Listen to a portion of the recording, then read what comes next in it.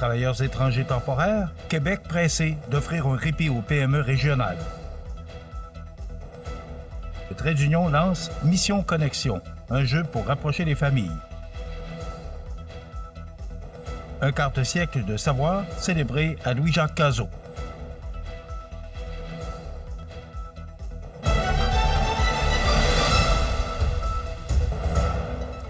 Lundi 23 février 2026. Bonjour mesdames et messieurs et bienvenue à votre bulletin d'actualité sur le réseau de télévision CMA TV et bon début de semaine. Le député de Montmagny-Lillet, Kamouraska, Rivière-du-Loup, Bernard Généreux, appuie officiellement la résolution adoptée le 5 février dernier par la table régionale des élus municipaux de la Chaudière-Appalaches, la TREMCA, au sujet du programme des travailleurs étrangers temporaires.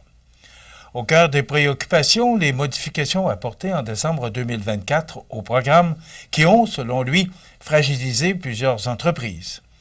Dans les régions où le taux de chômage est inférieur à 5,5 %, dont plusieurs secteurs de Chaudière-Appalaches, la rareté de main-d'œuvre est déjà critique. À titre comparatif, le taux de chômage québécois oscille généralement autour de 4 à 5 % en période de plein emploi, ce qui limite considérablement le bassin de travailleurs étrangers ou disponibles. Les travailleurs étrangers temporaires représentent, dans certains secteurs comme l'agriculture, la transformation alimentaire et le manufacturier, une proportion essentielle de la main-d'œuvre.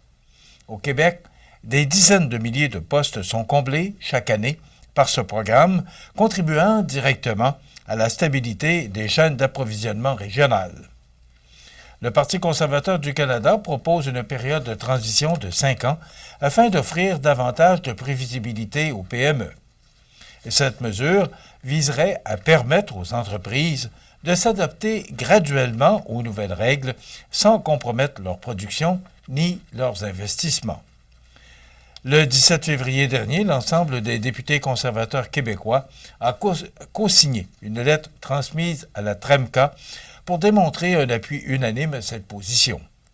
M. Généreux soutient que les entreprises régionales ont besoin de stabilité et d'un cadre clair pour planifier leur croissance. Sous la direction de Pierre Poilièvre, le parti affirme vouloir adapter les seuils d'immigration à la capacité d'accueil du Québec, tout en protégeant la vitalité économique des régions où le plein emploi demeure une réalité quotidienne.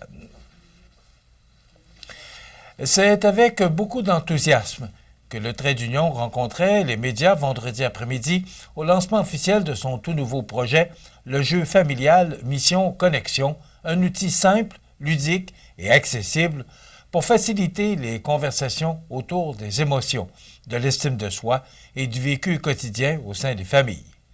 Mario Lacombe était sur place et voici ce qu'il nous a rapporté. Le Trait d'Union, organisme communautaire en santé mentale, établi depuis plus de 30 ans dans la région, est fier d'annoncer le lancement officiel de son tout nouveau projet, un jeu familial Mission Connexion, conçu pour faciliter les conversations autour des émotions, de l'estime de soi et du vécu quotidien au sein des familles. J'ai demandé quelle était la relation entre le jeu de société familiale Mission Connexion et le problème de santé mentale. Madame Mélissa Bédard, directrice générale au Trait d'Union. Bien, en fait, nous, la mission au Trait d'Union, là, c'est vraiment d'aider là, les adultes dans leur équilibre de vie. Et la prévention du suicide, c'est quelque chose qui est omniprésent, en fait, dans notre organisme à tous les jours, dans tous nos dossiers, dans tous nos projets. Et on a à cœur, en fait, que les familles puissent se parler, mieux parler de leurs émotions, apprendre à se connaître aussi en tant qu'enfant, en tant que parent, que ça va prévenir à quelque part une détresse psychologique. Madame Vanessa Grégoire-Lessard, intervenante en santé mentale au Trait d'Union, nous explique ici le principe du jeu familial Mission Connexion. En fait, le principe du jeu, c'était vraiment de laisser place à une discussion familiale, soit entre adultes, entre enfants ou entre adolescents. En fait, c'était aussi d'avoir un cadre sécurisant pour pouvoir discuter de certains sujets qui sortent pas naturellement là, chez les familles. Donc, vraiment, de parler de vraies choses, mais dans un milieu qui est sécuritaire et qui est vraiment une place là, où on peut dire ce qu'on pense, notre opinion, mais aussi des choses, là, comment on peut gérer nos émotions. Souvent, en tant que parents, en tant qu'adultes, nous-mêmes, on dit peut-être moins de choses à nos enfants. Puis c'est ça qui est beau dans ce jeu-là, c'est que autant les enfants que les parents peuvent s'exprimer, puis on apprend à se connaître. Même nous, avec nos enfants, des fois, il y a des choses, des sujets qui n'arrivent pas tous les jours, puis qu'on peut vraiment aller déceler dans ce jeu-là. Madame Mélissa Boilard, directrice générale au Trait d'Union, nous donne un aperçu de la clientèle cible à qui s'adresse ce jeu Mission Connexion. C'est vraiment ouvert à tous. On faisait beaucoup les familles, mais comme on mentionnait, nous, on l'a essayé avec autant des enfants à la maternelle et des professeurs qu'entre deux enfants, qu'avec des adultes également, parce qu'il y a des questions vraiment adaptées en fonction de l'âge, du groupe d'âge de la personne. Donc, ça vise tout le monde. Finalement, j'ai demandé si le jeu Mission Connexion pouvait aider les parents à déceler des pensées suicidaires auprès de leurs enfants. Madame Vanessa Grégoire-Lessard. Bien, effectivement, parce que ce jeu-là, dans le fond, ouvre le dialogue. Ça permet de poser des questions qu'on ne poserait pas dans notre quotidien. Donc, il y a vraiment des questions, soit sur l'estime de soi, sur la gestion des émotions, mais aussi, il y a une section à aller plus loin.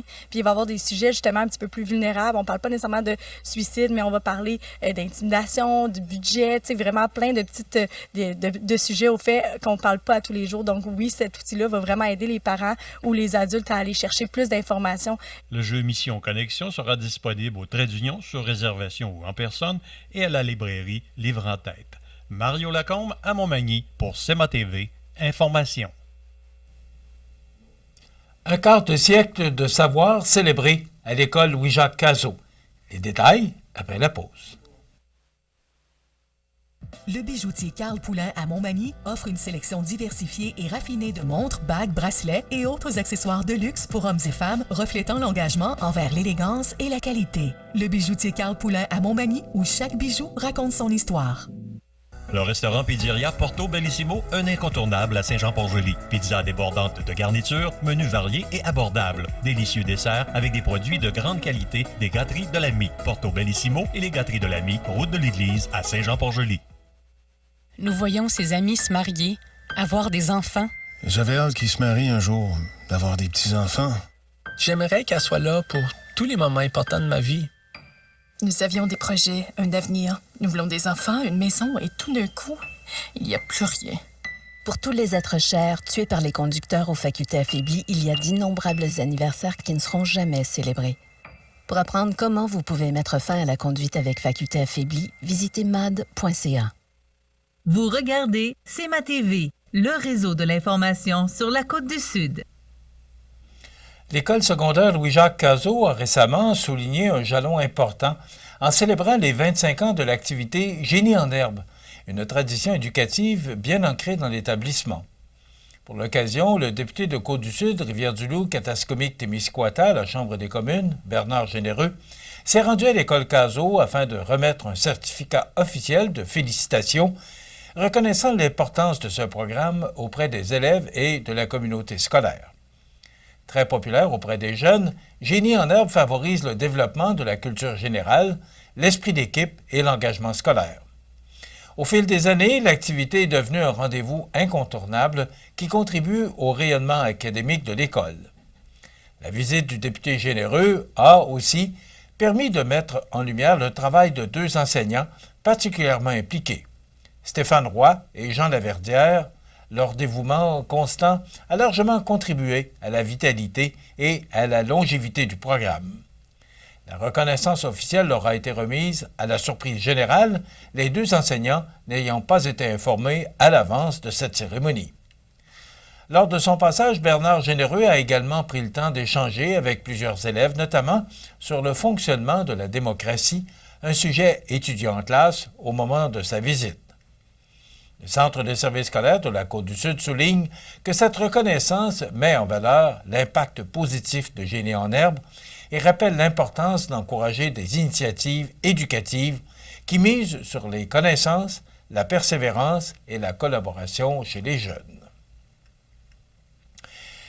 Le Musée québécois de l'agriculture et de l'alimentation a inauguré, le 18 février dernier, sa toute nouvelle exposition numérique intitulée « Histoire de famille, un patrimoine agroalimentaire et culinaire à découvrir ». Une expérience immersive qui met en lumière les saveurs et les savoir-faire du Kamouraska, désormais accessible en ligne grâce à la plateforme de Musée numérique Canada. Pour souligner le lancement, 3 des 6 passionnés ayant participé aux capsules vidéo étaient présents, dont Frédéric Léonard de la boulangerie La Pocatière, Nathalie Lemieux de l'érablière Nathalie Lemieux de Saint-Pascal, ainsi que Patrice Fortier de la Société des plantes de Kamouraska. Devant une quinzaine d'invités, la conservatrice responsable du projet a présenté en primeur cette incursion virtuelle au cœur des traditions régionales. L'exposition propose un parcours à travers les histoires de 6 figures engagées qui valorisent le patrimoine agroalimentaire du Kamouraska.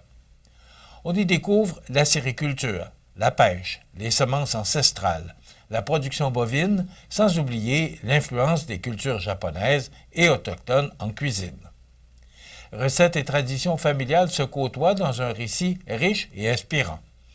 Rendu possible grâce au programme d'investissement de Musée numérique Canada, ce projet s'inscrit dans la mission de musée fondée en 1974 de préserver et de mettre en valeur l'histoire agricole et alimentaire du Québec. Une invitation à savourer notre patrimoine dans le confort de votre foyer.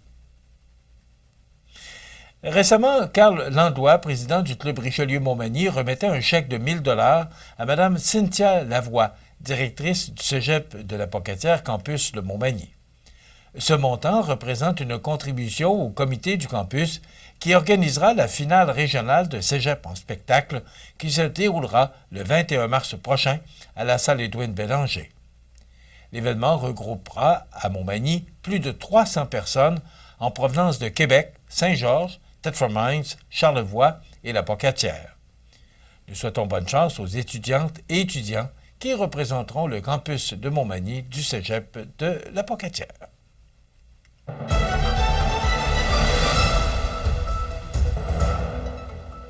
Au sport, l'Everest de la Côte-du-Sud a livré 2 batailles relevées en fin de semaine dans la Ligue de hockey junior 3A du Québec, mais la formation, dirigée par Raphaël Saint-Laurent, s'est inclinée à 2 reprises face à de solides adversaires, démontrant néanmoins beaucoup de caractère sur la glace.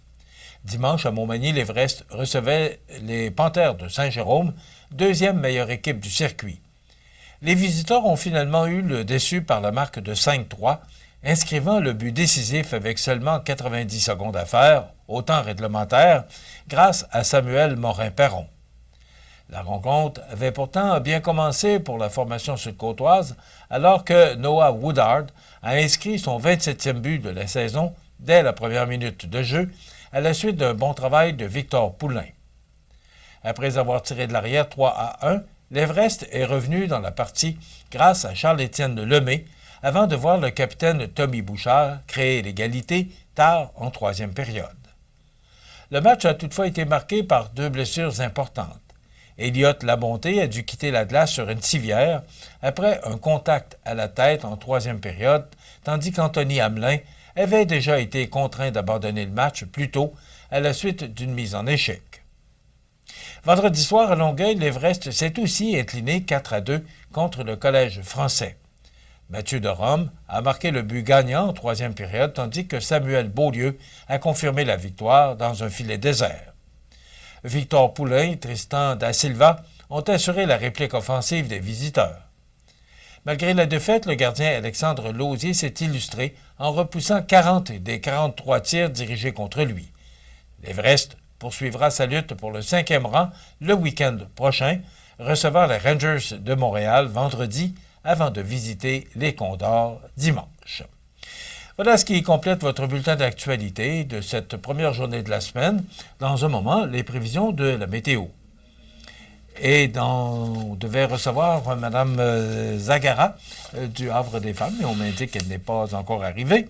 Il y aura bien sûr les trouvailles d'Audrey qui se rendra chez Uniprix Montmagny et bien des sujets à discuter dans l'actualité. Je vous souhaite donc une excellente émission à notre antenne.